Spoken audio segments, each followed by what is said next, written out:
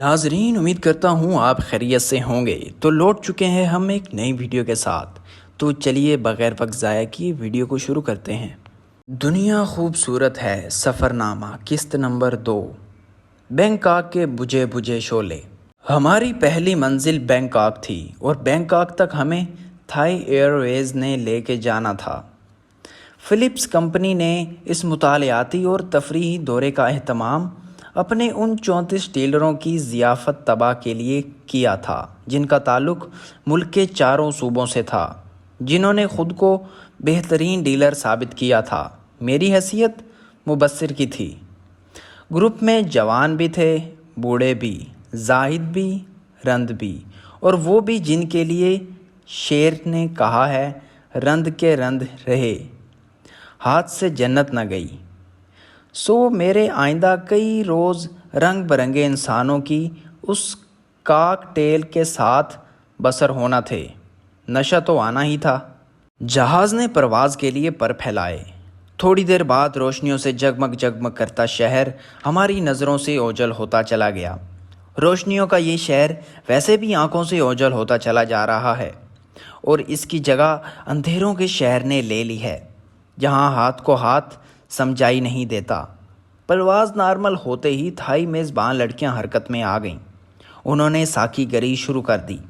ان Thai لڑکیوں کے خد و خال ویسے ہی تھے جیسے تھائی لڑکیوں کے ہوتے ہیں، لیکن تھوڑی دیر بعد ان کی ریشم ایسی سکن، جس کی تعریف وارث شاہ نے بھی کی ہے، حسن اخلاق، نرم و نازک ہاتھ، اور ان ہاتھوں میں پیش کیے گئے پیمانوں کے زیر اثر مسافروں نے محسوس کیا کہ وہ پریوں کے جھرمٹ میں ہیں۔ چنانچہ ان میں سے کئی ایک نے خود کو باقاعدہ راجہ اندر محسوس کیا۔ میرے کچھ مسافر للچائی ہوئی نگاہوں سے مینا و جام اور اس کے ساتھ ایک دوسرے کو کونیوں سے دیکھتے رہے کہ شاید گروپ میں سے کوئی ایک جرأت زندانہ سے کام لیتے ہوئے مے نوشی کا آغاز کرے تو وہ بھی ہاتھ بڑھا کر جام اٹھا لیں۔ مگر ہم لوگ اللہ تعالیٰ سے اتنا نہیں ڈرتے جتنا کہ ایک دوسرے سے ڈرتے ہیں۔ چنانچہ الحمدللہ سب نے کوک پر اکتفا کیا۔ وفد کے قائد الطاہر حلیم اپنی نشست پر اطمینان اور سکون سے بیٹھے تھے، جو اطمینان اور سکون زچہ زچگی کے مراحل سے طے کرنے کے بعد محسوس کرتی ہے۔ ہم سب لوگ جہاز میں سوار ہونے تک ان کی مت ماری ہوئی تھی، اور ظاہر ہے ایسا ہی ہونا تھا۔ یہ کوئی ملک کا سربراہ تو نہیں تھی کہ سربراہ کا مسائل سے کوئی تعلق ہی نہ ہو۔ میرے ہم سفر سرگودا کے حمید وائیں، مجید وائیں اور شاہد بھی تھے۔ وائیں فیملی سے ہمارے گھریلو تعلقات ہیں، لیکن ان کے ساتھ زیادہ وقت گزارنے کے کوئی مواقع نہیں ملے۔ اس سفر کے دوران ہی میسر ہوا، اور میں نے محسوس کیا کہ ان کا ظاہر ہی نہیں، ان کا باطن بھی خوبصورت ہے۔ شاہد سے میرا پہلا تعارف تھا۔ یہ ہنس مکھ نوجوان سارے سفر کے دوران گلاب کی طرح کھلکھلاتا اور ہنستا رہا۔ باقی مسافروں کا تعارف میں آپ کو باری باری کراؤں گا، لیکن اس سے پہلے مرزا عبدالقیوم کا تعارف ضروری ہے۔ چند برس بیشتر مرزا صاحب سے تعلق پیدا ہوا تو برسوں کی پرانی دوستیوں پر حاوی ہو گیا۔ وہ گزشتہ 30 برس سے میرے کالم کے قاری ہیں۔ یہ قاری کا لفظ میں نے اس لیے استعمال کیا کہ وہ اس کے لیے حافظ کا لفظ استعمال کرتے ہیں۔ معذرت کے ساتھ، لیکن کاروباری حضرات میں ایسے صاحب دل بہت کم پیدا ہوتے ہیں جو دل کے معاملات میں بھی کاروبار سے صرف نظر کر سکیں۔ کسی زمانے میرے پاس اسکوٹر ہوتا تھا۔ ایک دفعہ اس کی اوور ہالنگ کی نوبت آ گئی تو اسپیئر پارٹس خریدنے کے لیے میں میکلوڈ روڈ گیا۔ جب سیلز مین بل بنانے لگا تو دکان کا مالک آ گیا۔ مجھے دیکھ کر دیوانہ وار میری طرف لپکا اور انتہائی گرم جوشی سے مصافحہ کرتے ہوئے کہا، قاسمی صاحب میں آپ کی تحریروں کا عاشق ہوں۔ میں کتنا خوش نصیب ہوں کہ آج آپ سے ملاقات ہو گئی۔ پھر اس نے چائے کا آرڈر دے دیا اور مسلسل اس کے دوران میرے بارے میں ایسے تعریفی کلمات کہتا رہا جن کا میں خود مستحق نہیں سمجھتا۔ اتنے میں سیلز مین نے بل بنا کر مالک کو دے دیا تو وہ غصے سے لال پیلا ہو کر کہنے لگا، یہ کیا بنا کر لائے ہو؟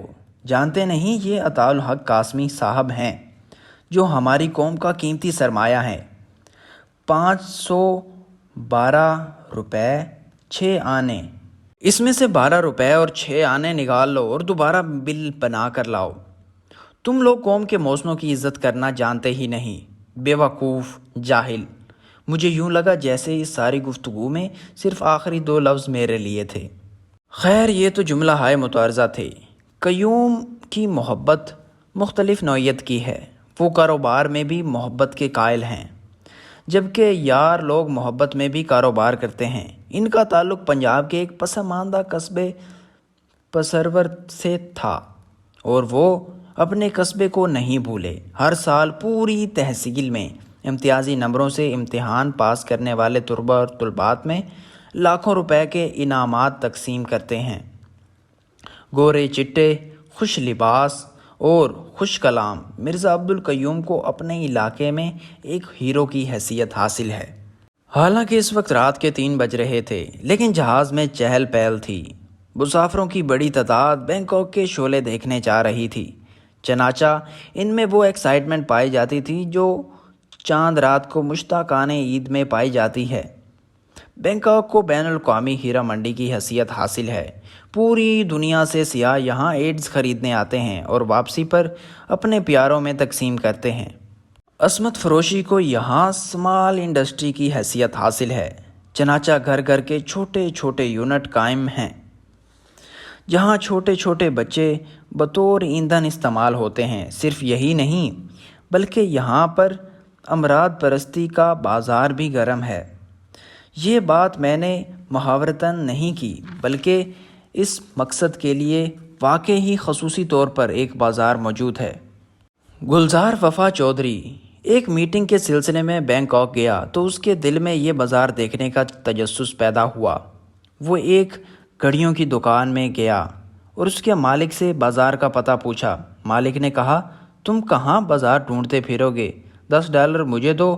اور گزشتہ دنوں بینکاک کے وزیر سیاحت کا بیان اخباروں میں شائع ہوا جس میں اس نے بینکاک میں ایڈز کی بڑھتی ہوئی تعداد کی شرح پر سخت تشویش کا اظہار کیا، کیونکہ سیاحوں کی تعداد میں کمی کی وجہ سے ملکی معیشت پر برے اثرات مرتب ہو رہے تھے۔ تاہم اس کا یہ مطلب نہیں کہ بینکاک صرف عصمت فروشی کے لیے مشہور ہے، بلکہ اس میں خوبصورت مندر بھی مشہور ہیں جہاں مہاتما بدھ کی مورتیاں رکھی ہوئی ہیں۔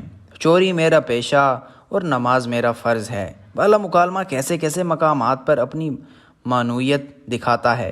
بائی دا وے، بینکاک میں مگر مچھوں کے فارم بھی بہت مشہور ہیں جہاں مگر مچھوں کا پورا جبڑا کھول کر اپنی گردن اس میں ڈال دیتے ہیں۔ اس کے علاوہ سید شوکت علی شاہ بینکاک کا مہاراجہ امرجیت سنگھ بھی یہاں کی خاص چیز ہے جسے دیکھے اور ملے بغیر بینکاک کی سیاحت مکمل نہیں ہوتی۔ مہاراجہ کی سیام اسکائر میں ٹیلرنگ کی دکان ہے۔ یہ مہاراجہ ہی نہیں، امریکی فوج کاچ ستاروں والا اعزازی جرنیل بھی ہے۔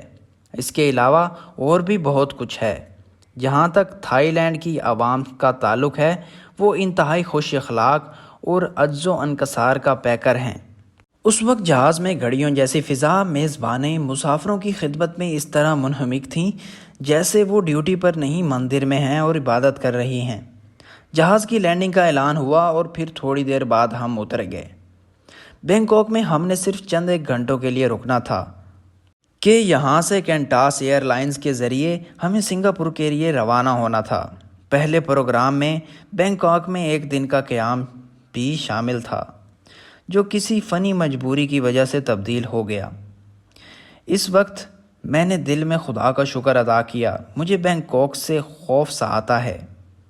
اس کے متعلق کچھ بری کہانیاں سننے کو نظر آتی ہیں جس سے یہ تاثر ملتا ہے جیسے اس سرزمین پر قدم رکھتے ہی خون میں خود کو زہریلے اجزاء میں شامل ہونا شروع ہو جاتا ہے۔ تاہم اس سرزمین کی سیاحت میرے پروگرام میں شامل ہے۔